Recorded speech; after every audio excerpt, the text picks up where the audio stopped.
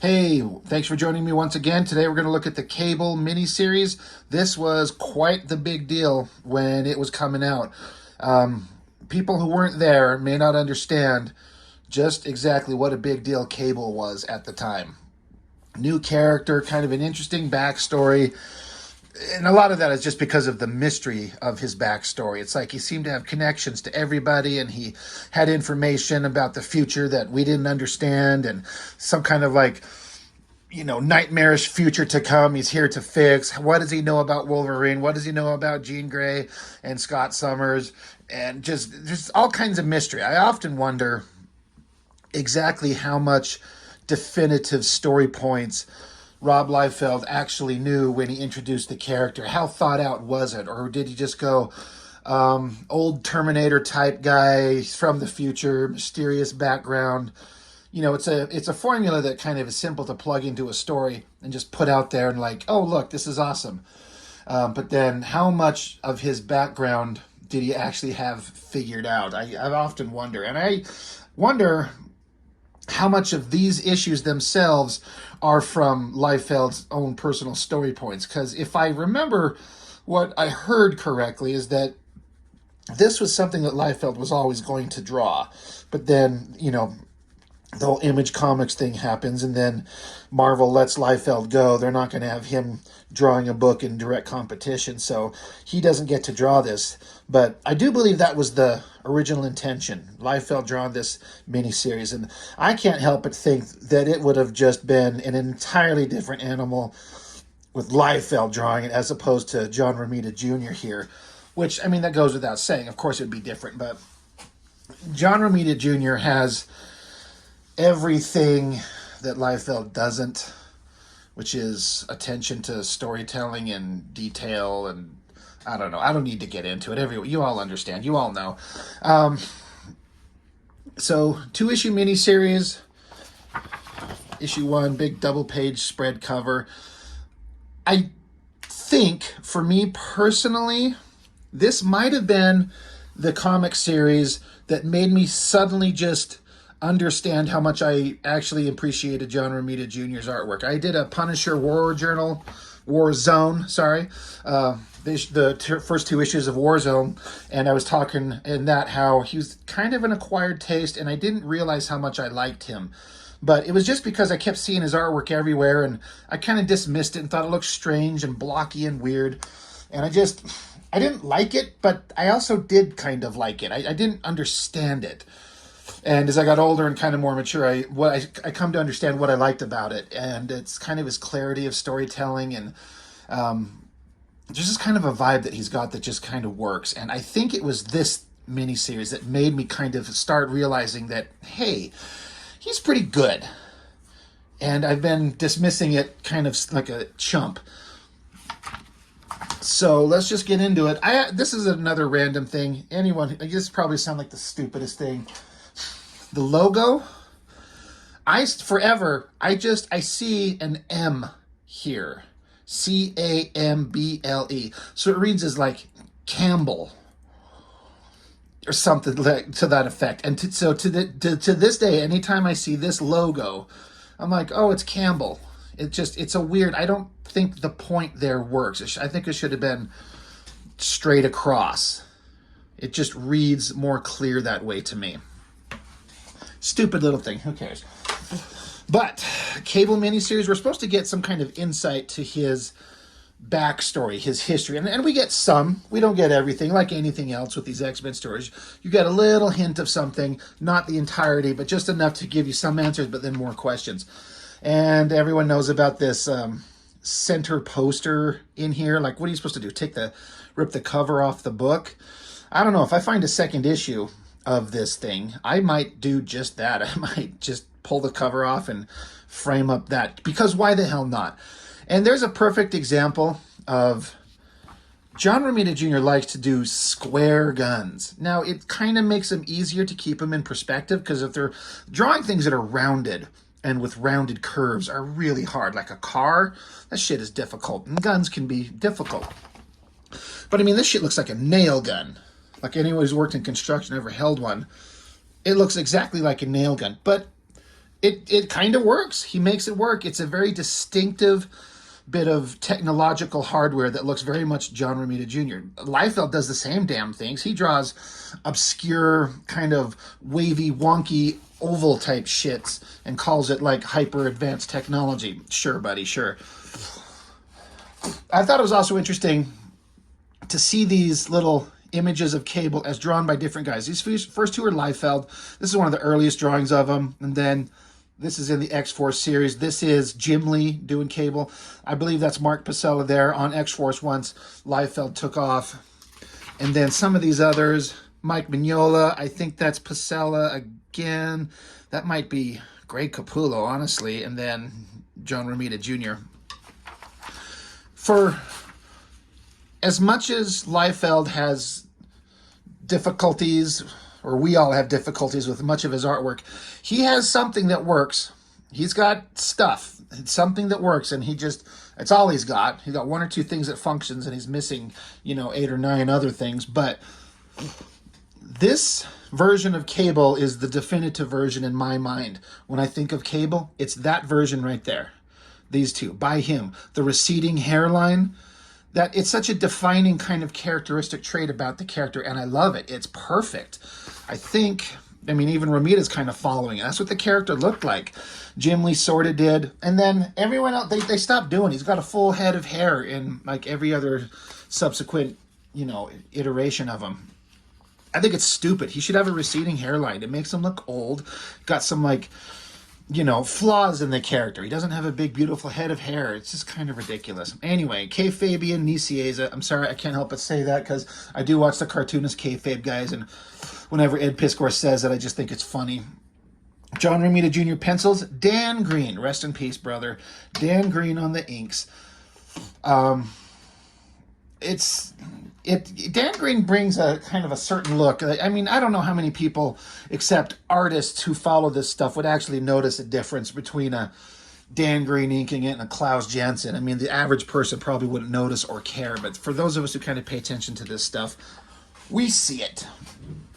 So basically, the stories are going back in time to several years ago as far as, the modern era at the time when the X-Men and X-Force books were coming out, and then going back in time, and Cable ran a team of basically like pre-X-Force, this team of badass soldiers.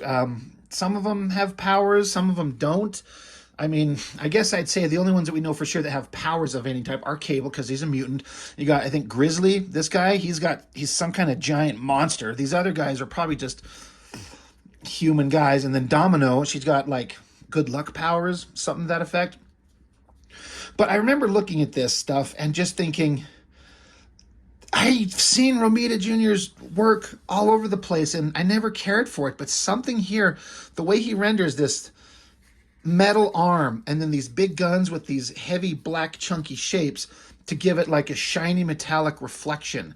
And I really like it. And I've been chasing this kind of metallic shiny look in my own work ever since. And I think I've kind of, come to a place in my own work where I've approximated it on some level. But I'm trying to see, in a way, there's a drawing I've done trying to do that kind of Colossus type, metal skin that you see, trying to give it kind of a shiny texture. I'm wondering if I've got anything else. Like this drawing here, this helmet on this character with that kind of shiny metallic look. It's hard to find a visual shorthand that will communicate that exactly, but if you kind of find a way to do it, it works. And I think it just looks really good here. But I feel like this is maybe John Romita adopting the kind of Liefeld big, bombastic, huge double-page spreads of characters looking awesome. I don't know if he really leaned into it as hard as the way he does in some of these pages. And I wonder if that's a conscious choice to follow the trend of what people are expecting from these characters in this book. But I love that shot. Cable looks great there. All the characters look good. But the team's showing up and they're just doing all their badass stuff. They're trying to, whatever their mission is. It's been a minute since I've read the story. I feel like the coloring it works and yet it doesn't work. There's kind of this soft kind of computer fading in rendering that they do with the coloring. It works in some places, and other places I think that it doesn't work quite as well. But I think it's early computer coloring. I'm guessing. I mean, sorry, this is 92.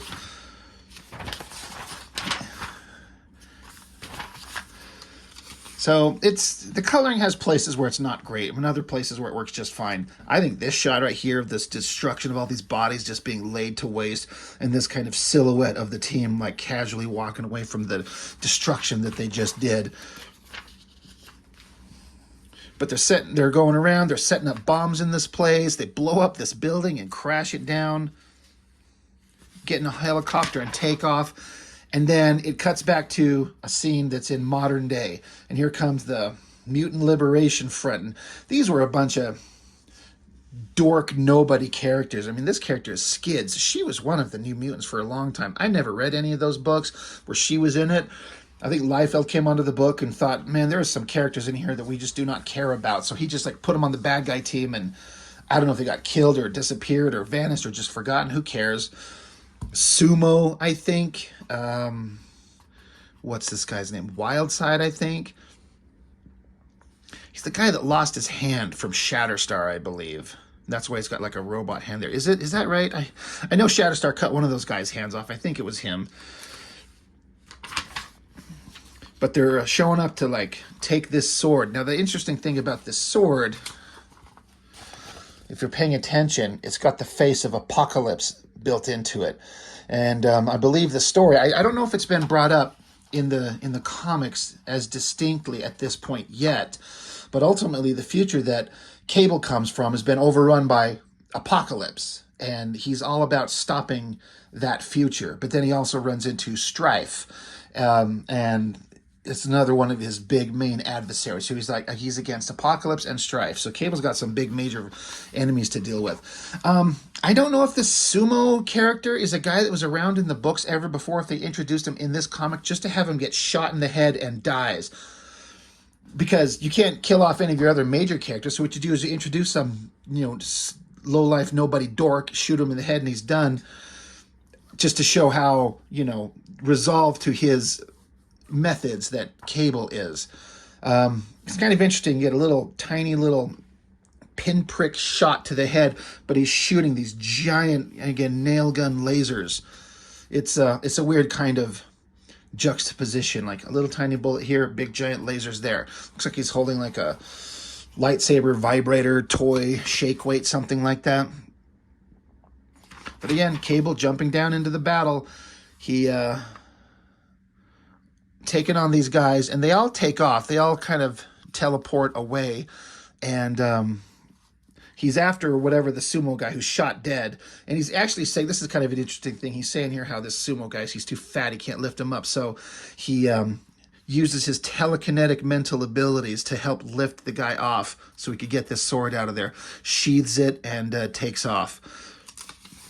And he says, Professor, body slide by one. I always like the body slide, like the way instead of saying like, Kirk to Enterprise, transport to, or whatever, it's body slide. It's an interesting terminology that I always liked. More government people, they're all going to be showing up to trying to take out Cable, because Cable's a problem. And as was introduced in X-Force number 2, you got Kane, the Weapon X guy. He was really interesting for half a second, because Weapon X was always Wolverine. This is before they defined him as Weapon 10, and they were just numerals, and Wolverine was this 10. I hate that idea. I think it's just overcomplicating everything. It's kind of stupid. But he was the new version of Weapon X, and a guy that knows Cable, and he's got robotic arms with all kinds of technological weapons. There's John Romita Jr. again doing those squared off weapons, the tips of his fingers, just these little squares. It's really interesting. It's weird looking, but they look very three-dimensional. Like they look like things that can flex and move. I don't know how come that makes any kind of a difference, but it kind of does. And, Romita draws some weird-looking stuff, but somehow it completely carries all the storytelling that you need and the impact of the emotional, drive of the story that you need. It's all there. So it's like weird and awesome at the same time. And of course, they established in that X-Force #2 when Weapon X here was taken on Deadpool that he's got robotic hands that can take off and fly. So now it's like it's a gag. It's a thing he can do. Fires his fists, punches the guys. And this shot, I always thought that the color choices in that really emphasized the scene really well. The metallic textures on his arms there, the musculature, it works really well. I mean, this is one of those panels that just burned into my mind. I thought it looked really good. Basically, he's training, and they're talking about, yeah, Strife, Cable, there's shit going on. We got to take them out. And Kane here, the Weapon X guy, he's pissed at Cable. He's really, really super mad at him for some reason. And we keep coming back to the team. The story keeps going back and forth between Cable's old team and this guy right here. He's with the original team back in the front. That's him here. That's him when he was a young man, probably the young kid on the team.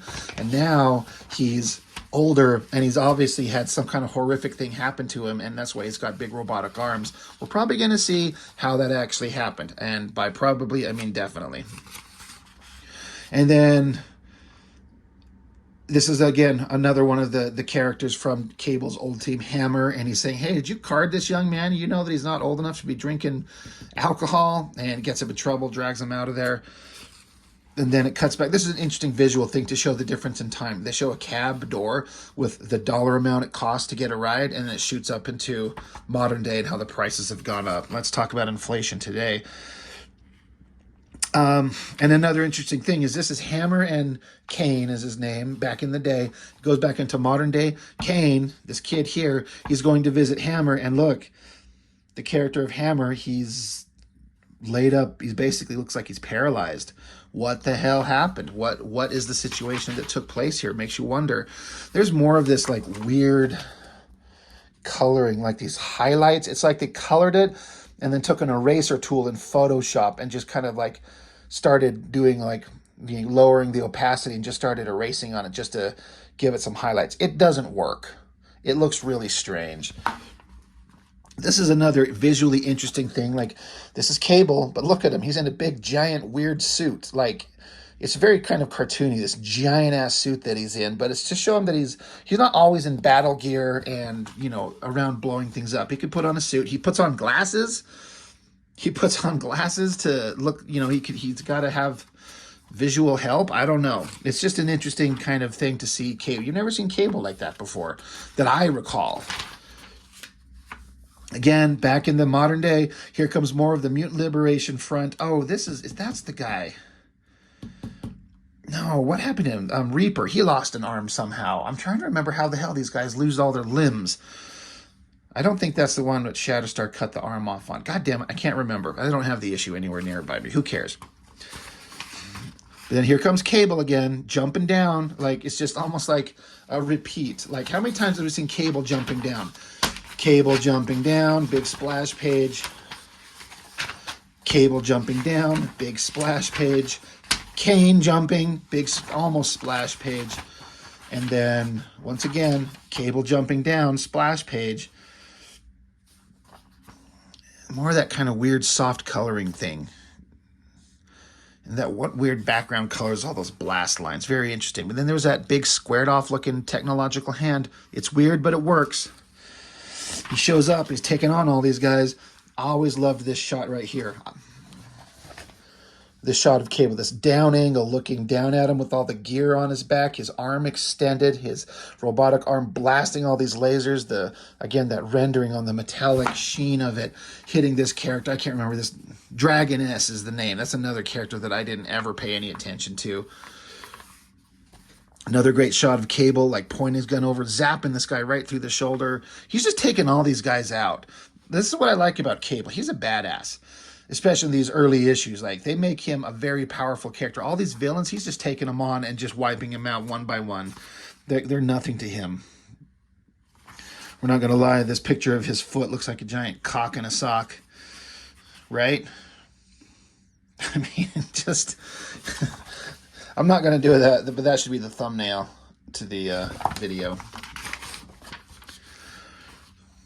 back in the day, getting back into the story of the old team, it's just kind of continuing on with Cable's old team. There they are, the pack, the 6-pack, right? 1, 2, 3, 4, 5. Yeah. 1, 2, 3, 4, 5, 6 of them.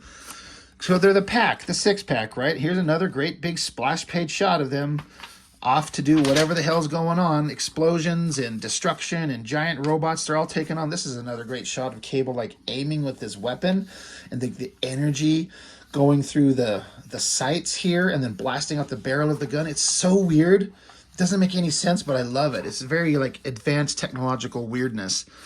Taking out the giant robots, great explosions. And bigger explosions. And they have to like cut their way through this, like they found this this entrance to the secret installation under the ground. So Cable gets out his little laser finger, his squared off fingers, does a little like torch to cut into it. Great arm again, that metallic sheen on there. Bust through it. This is another one of those like that thing I like, these little panels, those little figures walking through the technological background, the little squigglies on the ground to give it like a reflection. Dan Green does that with Mark Silvestri's artwork all the time in the old Wolverine series. It's something that looks very familiar. But the pack, they show up here, and a bunch of more of faceless, nameless goons show up so they can just start destroying them indiscriminately so we can have a lot of action. And they get here, and they're like, oh, shit, we're coming on. There's something. Cable sees something shocking. No, it can't be. Oh, shit. Now, Strife. This is an epic and ridiculous costume. It's so silly. I can't imagine, like, getting this thing and trying to, like, interpret this. Like, how do you move around in this thing? And once again, Dan Green's ink, just getting a big old brush and following however John Romita Jr. laid down these pencil lines to indicate these reflections on this outfit. And so it's this big chunky black marks to give it a metallic texture. It shouldn't work, but it completely does. It's big, thick lines, and it's a pretty dynamic shot. And Cable, of course. We know that there's some kind of history between Cable and Strife, and we already know, based on New Mutants 100, that Strife looks exactly like Cable under the mask. So we know that. I bet you Cable knows that. I'm guessing. Or maybe he'll find out in the later issues what it is. So again, that's in the past. We're getting back into modern day. I like this shot with the mountain cabin in the snow. The coloring on those mountains back there is just kind of weird. Just these like airbrushy splotches of color. I bet this was somebody who had a new access to a coloring tool and just didn't know how it was going to translate or how it was going to look. Like I said, there's some places where it works and some places it doesn't work. It is not working here. These little airbrushy shots across the back of his hair, on his clothes there. It's just so strange. But this is modern day Cable. He's hanging out. He's in like a shirt and like blue jean pants, just chilling out, kind of figuring out shit. And Kane shows up. Modern day Kane, Weapon X, busting through the window. Shoots his little robotic fist at him, and it's a hologram that goes zipping through him. And Cable's behind him, socks him a good one. Because Cable ain't no pushover. He's awesome. Kane smashes into the wall, and Cable's like, come on, man, what's going on? What do you got against me? And then here's the hand from Kane put it up onto his chest, and then he does that fist rocket detach thing and sends Cable flying out through the window. This all reads so well. All the action and movement is just fantastic. It works so well. This is better action and movement than Liefeld could do. It's action and movement combined with perfect storytelling. And man, did Romita Jr. really amp up the big muscular robotic arms on these guys. I mean, he really emphasized robotic arms. Cable bashes him in the side with a tree, does a bear hug tackle. They go tumbling down the mountain. Another side page. We got to twist this around. Punching. This is awesome how he's like using his robotic hand to bust him in the ribs. Probably breaking ribs. Cable's had enough of it, so he pulls up his robotic hand and zaps him in the eye just to get him to stop. Like, shut up, stop. Like, why are you attacking me? What the hell is going on? Cable's like, everything I'm doing is to protect the future. You don't know. The thing with Cable is that he has information and knowledge about the future that no one else does. And he can't exactly go tell everybody, but he's here trying to solve problems. But everyone not knowing what he's doing just thinks he's out here doing all this wild, ridiculous shit. And they're always out to stop him. And plus, Kane has a vendetta against him that we'll get into. I like this, where Cable uses his robotic hand to pull this knife out of his unsheaths it from his boot. And it's some kind of energy blade. He's going to chop him up. And Kane says here, are you going to cut me loose again? And Cable's like, wait, what is this about? Why are you really here? And so Kane does his little, I guess he's got a robotic eye, I guess. For fuck, I don't know. He projects a little eye hologram thing. And we're seeing kind of a repeat of the scene and the dialogue from the end of New Mutants 100, where Strife takes off his helmet and shows that he's exactly Cable under his outfit. And Cable, so I guess I was wrong. This is the first time, presumably, he finds out about that. He knows that Strife is a horrible monster that he has to fight, but he actually looks like him under his outfit. Like, what the hell is that? So, as far as those of us that were reading these books at the time, like, what the hell is going on? What is the mystery? What is going on? This was pretty interesting stuff. We all were just digging it and enjoying it a lot. So what is the final wrap-up on this? The conclusion to Cable's greatest battle. It's not a double. Oh, it is. My mistake. Not a bad double page spread. Cable got his foot kicked out here. Interesting.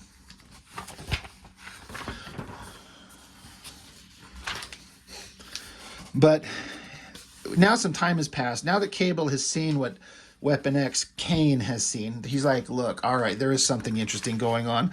We're going to go solve this problem. We're going to go figure it out. Another interesting kind of technological thing with the robot arms, using it to hack into a computer system to get into the access to this building. Giant double page spread, of course. We got to have a bunch of those, and a bunch of blocky ass looking ninjas. Again, storytelling is perfectly fine, but I don't know, these ninjas are not the best rendered, because ninjas I think of as like sleek, fast, like deadly warriors, and these look like big, blocky kind of dummies just because they're so big and bulky. It just doesn't kind of work. And obviously they're nothing. They're just like cannon fodder in any comic. No ninja is ever anything actually awesome. But Cable's taking him out pretty easily. And all this energy effect going on. But then we got the Silver Samurai. He shows up, and this is a pretty awesome shot right here with him holding his sword up there. He's going to start chopping up Kane. Kane's being held by the ninjas. So the ninjas are actually not as useless as maybe you would think. Holding his sword up, he's going to split him from neck to nuts. But Cable's got the drop on him with his nail gun weapon at his head. He's like, you know, let's just hold on a second. So they talk it out. And they're like, hey, we got somebody's looking for all these artifacts. That's what the bad guy teams were doing in the previous issue, where all the teams would show up and they're looking for stuff, and Cable is there to stop them. They're collecting up all these antiques, and they're saying, hey, you have this Shogun mask. Someone's going to try and steal it. We want to replace it with the fake and let the replica be stolen so we can, like, track it and follow it. And Silver Samurai here, he's like, why the hell should I do this for you? And Cable talks him into it, like, you guys have been having enough troubles. We'll owe you a favor. Isn't that enough? And Silver Samurai's like, okay. Now, if you're not paying attention and you're kind of a newbie, you might look at this and go, is this guy the same as that guy? Is this the same guy? It's not, but, you know, a scruffy-looking guy in a big shiny silver metal mask. Well, you got both of them here.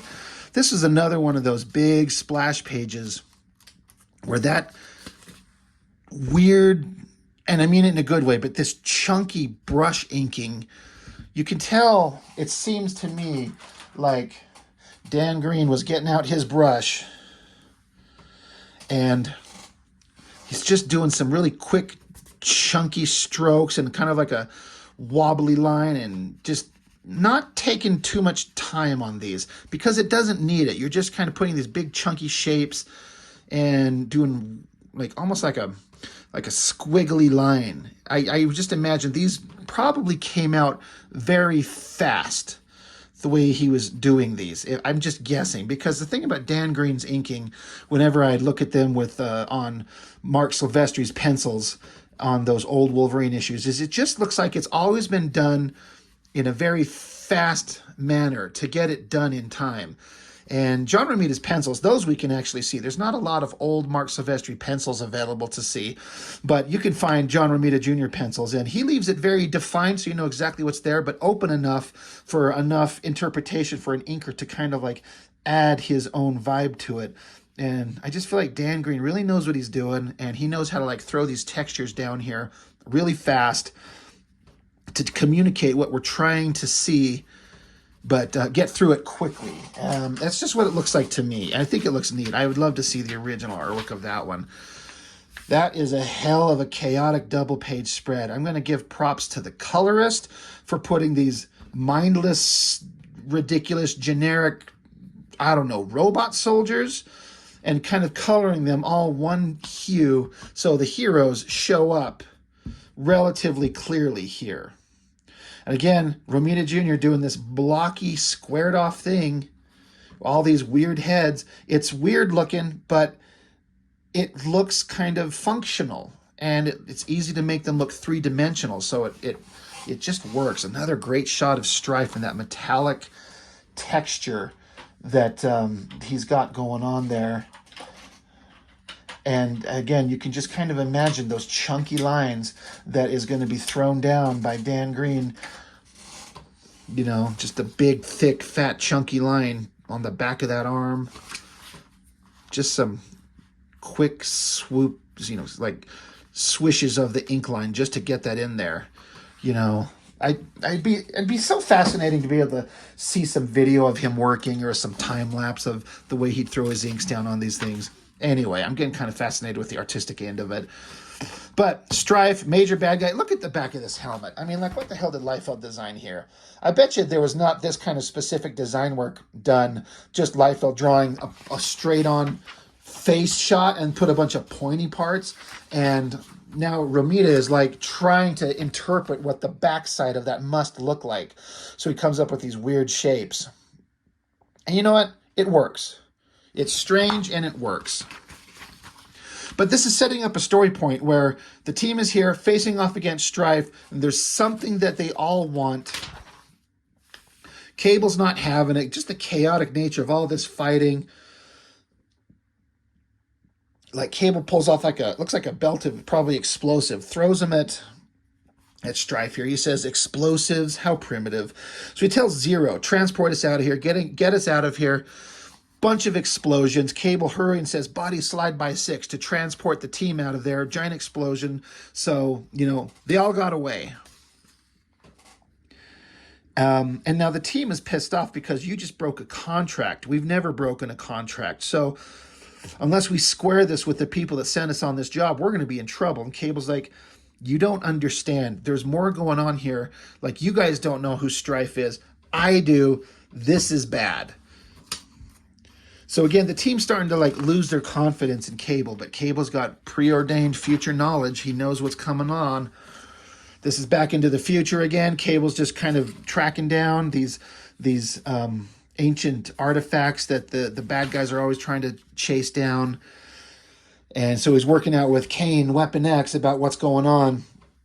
This is an interesting kind of bit of storytelling. Like, Kane just made himself a big giant-ass sandwich, and he offers Cable, he's like, you want a bite? And Cable just looks at him like, did you really? It's just kind of a funny, has nothing to do with anything, but somebody want to interject some kind of like little human, like, hey, I made a sandwich. Do you want a bite of it? And Cable's like, absolutely do not. So Cable's telling Kane here, he's like, look, you make choices in life. Sometimes they're right ones, sometimes they're not. And Kane's like, and when do you know which is which? And Kane's like, well, what do you think when you look at me with Hammer? What do you see? Basically, Kane is pissed off because there's been some kind of history with Cable where Cable made some kind of choices, as we've already started to see, that had some very negative consequences, and are blaming Cable for it. What is it that happened? Well, we're going to see here. Cable saying, I see that I had a choice that had to be made, and if I had to do it all over again, I would make the same choice. What does that make me? And Cain says, it makes you a bastard. I hate you. But our deal is still on. I'll help you nail Strife. You help me save Hammer. So again, back in the past, we got Cable in the 6-pack, another sideways double-page spread. I'm going to flip it over, and you got Cable with all his cool gear and his nail gun weapons. They all got nail gun weapons. I like this one. Again, you got Grizzly here like shooting down the sight of his gun. Domino just has a staff that she shoots with. It's pretty awesome. It's just going back and forth. It feels like a lot of repeating, but there is a point. The team in the past is doing missions, and the team with Cable in the past has no idea what Cable's ultimate goals are. And Cable's doing everything ultimately for the good of everyone, but he hasn't shared that with everybody. He sends Domino under the water because they're at like a pier. She sets up some explosive on this thing to blow it up, blows the hell out of it, and just sends bodies flying everywhere. Great explosion, good storytelling. And he's like, we got to find Strife. I got to find out. I got to get him. We got to track him down. This is important. Back to modern day, Cable and Cain, they're still running through the forest. They're talking about what the hell's going on. Why are we after Strife? Oh, yeah, this whole thing is going on. More fights with more bad guys. Here they come again. A couple of them, they're missing their limbs. Wild Side and Reaper. And again, I don't know who some of these other characters are. I don't know. But it's the Mutant Liberation Front.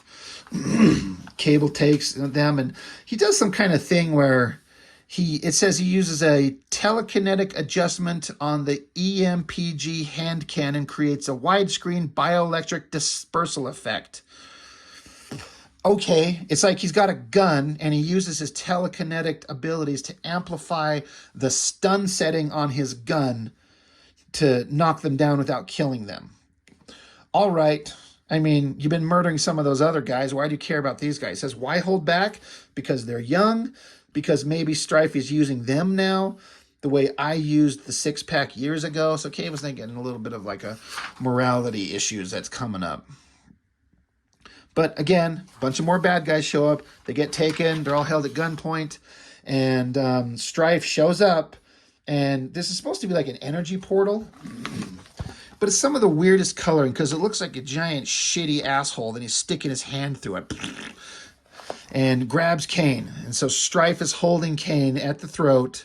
And he's like, I'm going to take you all out. And Cable, now you're going to have to make a choice. Another giant double-page spread. Like, there's a lot of these in this book. I kind of forgot how many. I also forgot Strife, teleporting through a giant shitty asshole. But then we got another scene. This is, I guess, the first time where Strife unmasks in front of Cable. And Cable's thoughts are like, it's true then, his face is mine. But how? Who? Who in this time could have hurt you? That's why he's after, like, Strife. Why are you here? Why are you doing this shit? While we're on this point, I just want to mention, if I remember correctly, what the story between Strife and Cable is. I don't know. This may have been retconned or changed or added onto or some kind of bullshit. I don't know. But I do believe the story is, I did that issue very recently where X Factor, drawn by Whilce Portacio, where Cyclops had to send baby Nathan Summers. He was infected by Apocalypse with a techno-organic virus, and it was killing him. And there was some warrior woman from the future who came back in time to take him into the future, because only in that future is there the technology and the medical knowledge to save him. And so Cyclops gave up his only son, who he had had with Madeline Pryor for years, and sent him into the future. And I remember saying how that's a horrible sacrifice to make, but kind of the only choice that Cyclops had. But it also seemed like he just kind of glossed over it. I don't know that Cyclops ever had any kind of emotional impact about losing his son, and it should have. That's a whole other thing. I went into it at length on that issue. But if I remember correctly, and again, for those of you who know the actual history of Cable or what the modern interpretation is, so baby Nathan Cyclops' son, goes into the future infected with that techno-organic virus. And I think the thing was is that they were deciding that they weren't going to be able to save his physical body from the virus, so they created a physical clone of his body, and they were going to like somehow transfer his mind from his infected body into the healthy clone body.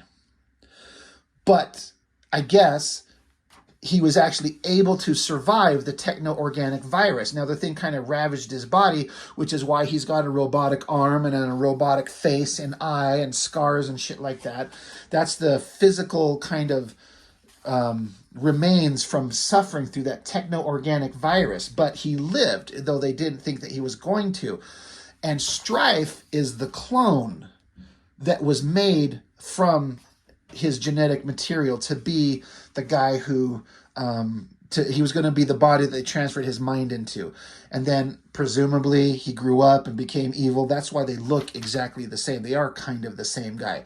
So now that's my understanding of what that storyline is. And that's why Strife hates Cable, and Cable had no idea who this guy is and why he looks the same. So for those of you who are out there that know, tell me, am I wrong? Is that correct? Is that incorrect? Has that been changed? Or am I just completely misremembering what the connection between these two are? Anyway, we're getting close to the end of the comic. Back in the day, years ago, the six-pack with Cable, they're on another mission again. I always thought that this shot looked awesome. Like these guys in the shadow walking through the destruction and the smoke. That's a great shot. They're taking out more mindless bad guys. Great energy blasts and explosions. Looks really, really cool. Just loving it. And again, they show up, start blowing up shit. Again, more explosive destruction. Looks fantastic. John Romita Jr. is just incredible. But they show up here. They've got charges set. The place is going to blow. 3 minutes on a timer. And they've got the information on a disc. And this is Hammer, the guy who we saw in the first issue. And again, the shitty asshole anus thing opens up, and out comes a hand, grabs Kane on the back of the neck, and is holding him up. Now, this is set in the past, and we have just seen if this has happened again in the future. This is a kind of a repeat of the same situation, but this is young Kane being held up by Strife. And they all start taking shots at him, but he's got some kind of force field up. They can't get through that. And they're like, we don't have time for this. We've got like 30 seconds before this place blows up. And so Cable, he's pissed off, so he gets a hold of Professor, the computer program that he brought from the future to, pack gene scan, body slide by 6, and they hear the sound effect. He can't. And so Strife is like, yeah, you can't get away. I'm stopping you. You can't just use your teleportation to get out of here. So Strife is saying, did you think I would let you escape once I had you, Nathan Dayspring? I think not. This facility has shields to block your teleport wavelength. I cannot allow you to leave with the information you have stolen. Give me the disc, and I will give you your boy. So he offers a trade. And Hammer, he's like, done. Done. Absolutely. And Hammer's like, no, I need that diskette. And Hammer's like, nothing in there that's on there is worth Kane's life.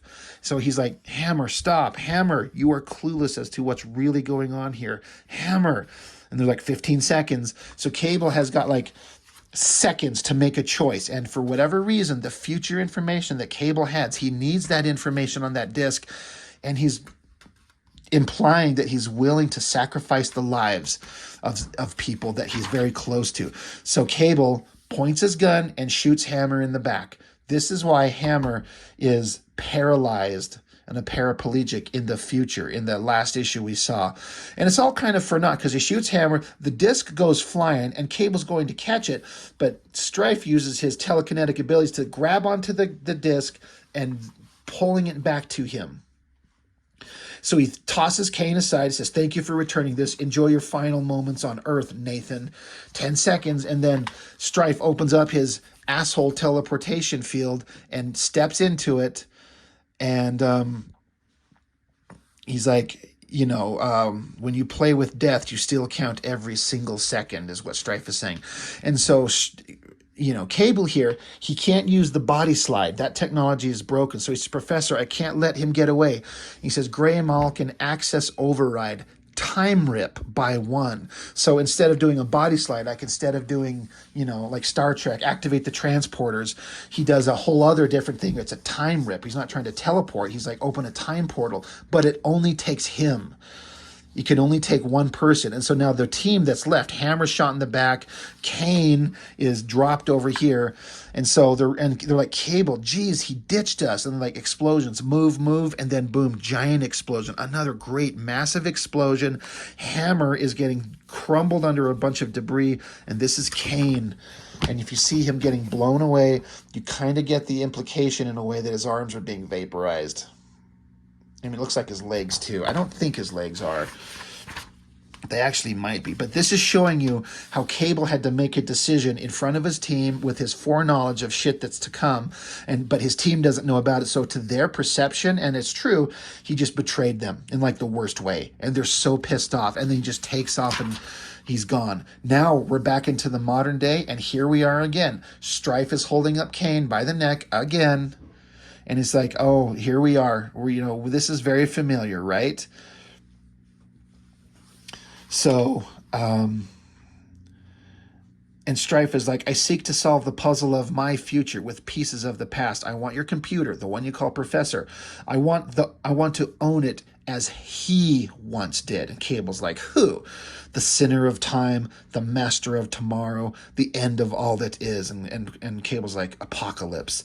The relics you've taken, the pieces of the past, have all having to do with Apocalypse, but why? And so again, Strife is saying, the data linked to your computer in exchange for Kane's life. And so Cable's like, once again, I'm stuck with this choice. Is Kane's life more important than the answers I need to know about Strife? So he pulls out his little robotic hand and gives like another tiny little disc. He says, the Professor. You don't get him until Kane is released. So Cable, or rather Strife, drops Kane. So he releases him, and then Cable vaporizes the access disk to his computer setup, which is what Strife wants. He vaporizes it. And Strife is pissed as shit. He's like, you die, Nathan Dayspring Ascani-san. You die now in this energetic kind of destruction, telekinetic fury, dwarfing my own feeble abilities. He says, and I realize I accept that he is me and I am him, and only he is more of me than I of him, and I am of him.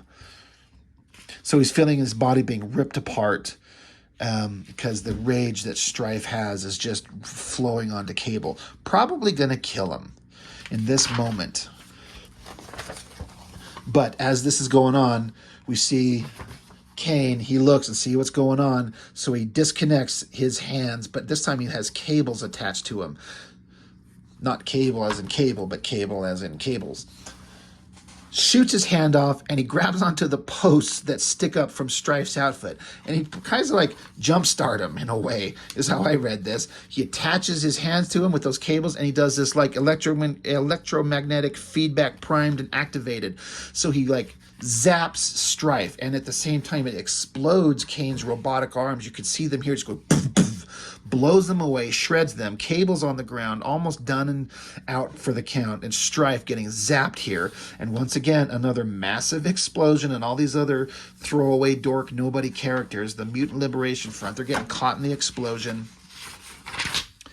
And then we got Cable. He's picking himself up. He's like, we're both hurt bad enough that no doctor or mechanic in this century can help. So he says, Professor, Grey Malkin access override, time rip by 2. Teleportation thing opens up, and Cable stops for a second and looks over, and Strife is down. He's out. He's unconscious. He's done. He's done for. And he's like, I could take one step back and kill Strife once and for all, but there's not enough time. I only have enough time to make one choice. I could go back and kill Strife, or I can save Kane's life. And he makes the choice this time to save his life and not sacrifice his team or his friends in his pursuit of stopping this bad guy. So it's showing that he makes a different choice.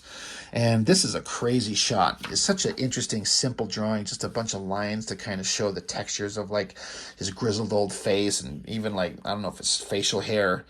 It's an interesting thing there. But Strife is like, I'll get you, my pretties, I'll get you. And then here we have Cable. he's kind of looking good. Kane, there's John Romita Jr. drawing another like big naked guy in just little tight little underwear. And he's like, hey, you're safe, you're alive.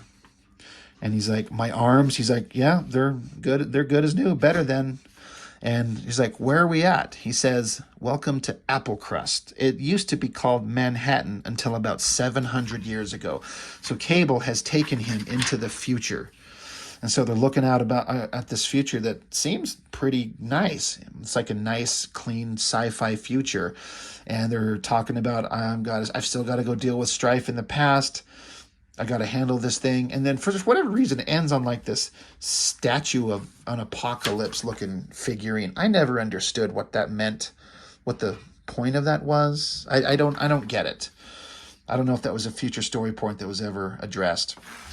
Anyway, it's a lot of conversation to have as far as addressing these issues.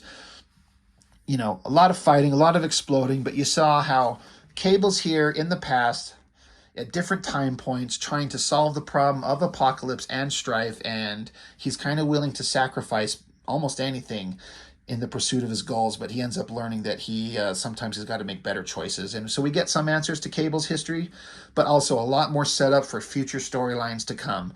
So at the time, this was really interesting, fun, adventurous stuff. I loved it. We all kind of dug it.